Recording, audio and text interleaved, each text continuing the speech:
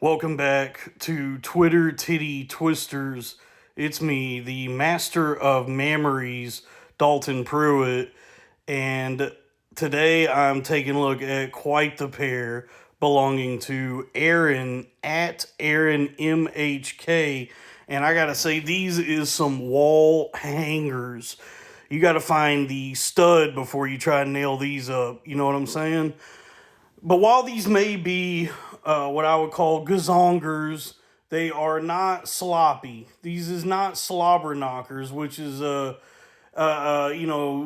interesting dichotomy because a lot of times when you see some big old breasts, they kind of fall into the sloppy category, which is quite fun. I'm not averse to some sloppers, and more often than not, your biggins are your sloppers. But these is biggins, not sloppers though. They kind of fall into like a luxury SUV type of titty. I would say it's the difference between like a Toyota Highlander and a like the Infinity Q series, I believe. You know, it's big. But it's also luxurious and refined. And that's what these titties is to me. These memories.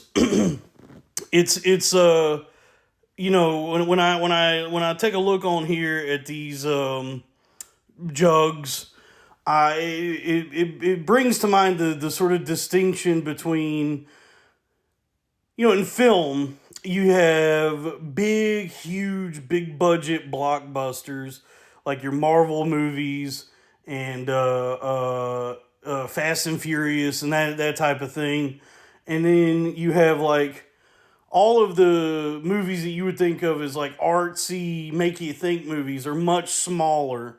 But then every so often you get like this very rare. It's like a rarefied air that certain directors exist in, where they've been working for years and shown the world that they're good at making movies, and then they're at a point where studios will just throw huge budgets at them, but it's a movie that's got a big budget that still maintains like a kind of an art house sentiment, like an art house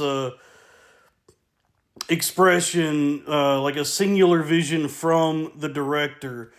What comes to mind would be like Christopher Nolan or Paul Thomas Anderson, where they get, a lot of money to make movies that are more, I don't know if more artistic is the right word, but definitely more just make you think kind of movies. Whereas the big budget blockbuster superhero movies are just fun, sloppy, turn your brain off type films. And when I look at these big old jugs I'm looking at here, it just brings to mind like a something like a like a Tenant or Inherent Vice or something like that, where it's a director who was given a sizable amount of money to make a movie with a lot of big name stars, but it's still a movie that really is elegant in its presentation, and you leave the theater going, huh, I wonder what that was about, and so I'm when I look at these titties here, it just makes me. I'm excited to go see the new PTA, new Paul Thomas Anderson, One Battle After Another, which I hear is like a loose adaptation of Vineland by Thomas Pynchon. And I've read a couple Thomas Pynchon books, and I didn't really understand them, and I've never even tried to read Vineland. But no matter what, I'm always excited to see what Paul Thomas Anderson is cooking up, and boy, do I love that Leo DiCaprio. And I also love looking at these titties that I'm looking at here.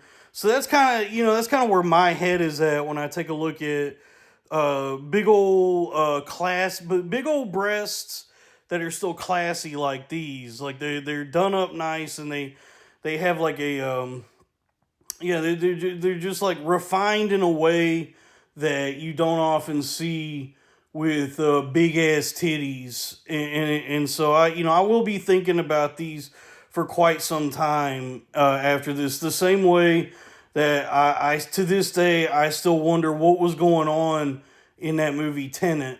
It's time travel, but it's I don't know what happened, but I did enjoy the experience, and that's and I would say that that's kind of how it feels to look at some boobies like this. Is like I don't really understand anything. I'm but a speck, and the world is in the universe and everything is it's infinite mystery all around. But I tell you what, I do know. I really enjoy titties. So I give these a 10 out of 10 wood motorboat.